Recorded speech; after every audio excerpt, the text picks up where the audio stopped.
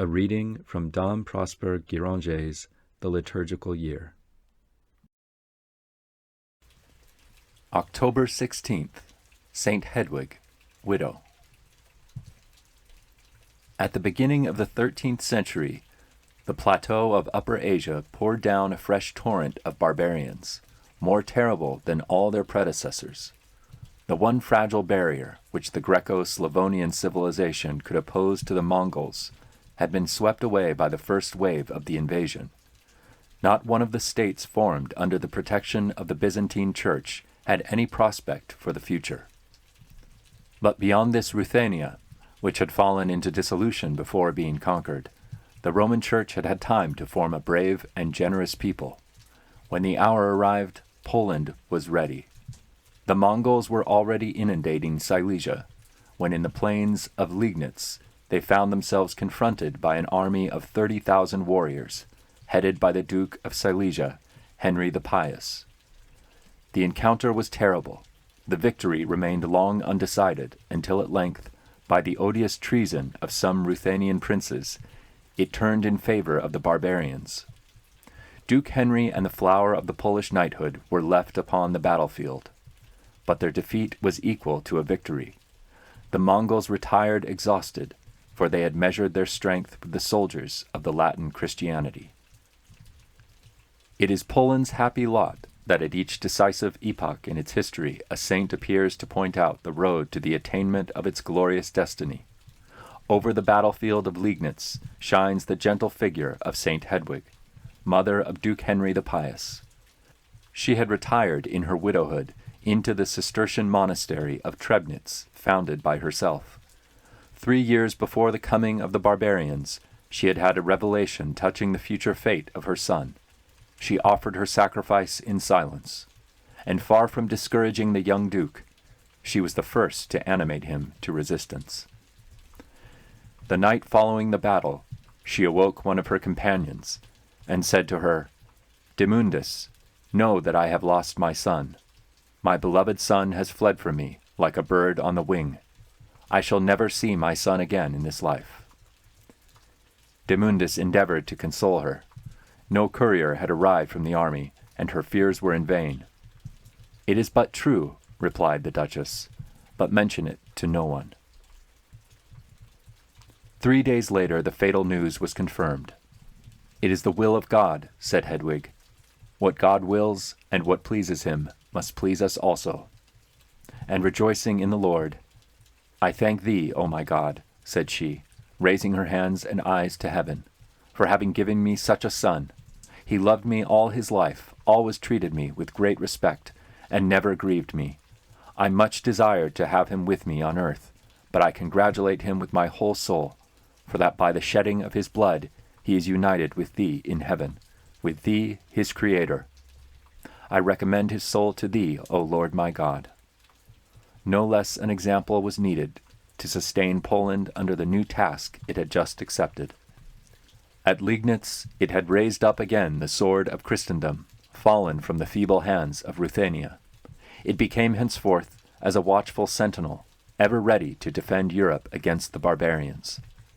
93 times did the Tartars rush upon Christendom, thirsting for blood and rapine. 93 times Poland repulsed them at the edge of the sword, or had the grief to see the country laid waste, the towns burnt down, the flower of the nation carried into captivity. By these sacrifices it bore the brunt of the invasion, and deadened the blow for the rest of Europe. As long as blood and tears and victims were required, Poland gave them unstintedly, while the other European nations enjoyed the security purchased by this continual immolation. This touching page will be completed by the Church's story, where the part played by the saintly duchess is so well brought forward. Hedwig was illustrious for her royal descent, but still more so for the innocence of her life. She was maternal aunt to Saint Elizabeth, the daughter of the King of Hungary, and her parents were Berthold and Agnes, Marquis and Marchioness of Moravia. From childhood she was remarkable for her self-control, for at that tender age she refrained from all childish sports. At the age of 12, her parents gave her in marriage to Henry, Duke of Poland. She was a faithful and holy wife and mother, and brought up her children in the fear of God. In order the more freely to attend to God, she persuaded her husband to make with her a mutual vow of continency. After his death, she was inspired by God, whose guidance she had earnestly implored, to take the Cistercian habit, which she did with great devotion in the monastery of Trebnitz. Here she gave herself up to divine contemplation, spending the whole time from sunrise till noon in assisting at the divine office and the holy sacrifice.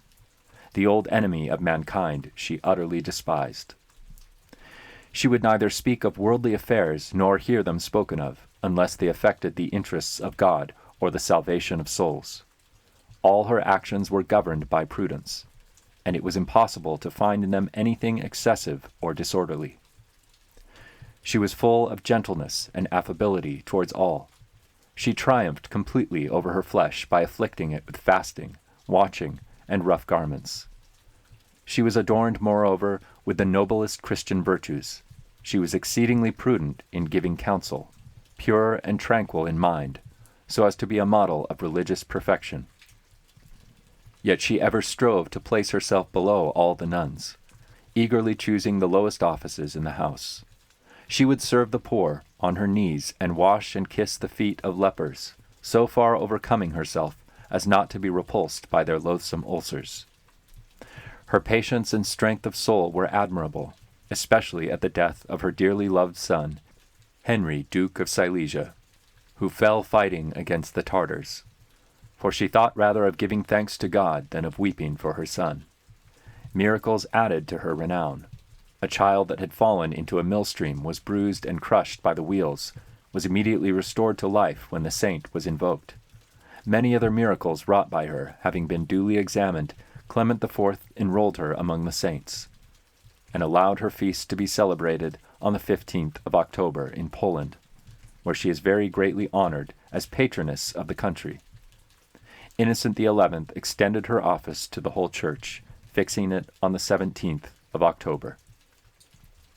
Note that the feast has since been moved to October 16th, not October 17th. Daughter of Abraham, according to faith, thou didst imitate his heroism. Thy first reward was to find a worthy son in him thou offeredest to the Lord. Thy example is most welcome in this month, wherein the Church sets before us the death of Judas Maccabeus. As glorious as his was the death of thy Henry, but it was also a fruitful death. Of thy 6 children he alone, the Isaac offered and immolated to God, was permitted to propagate thy race. And yet what a posterity is thine, since all the royal families of Europe can claim to be of thy lineage. I will make thee increase exceedingly, and I will make nations of thee, and kings shall come out of thee. This promise, made to the father of the faithful, is fulfilled once more on thy behalf, O Hedwig. God never changes. He has no need to make a new engagement. A like fidelity in any age earns from him a like reward. Mayst thou be blessed by all, O Mother of Nations. Extend over all thy powerful protection. But above all others, by God's permission, may unfortunate Poland find by experience that thy patronage is never invoked in vain. End of the reading for October 16th. Saint Hedwig, Widow.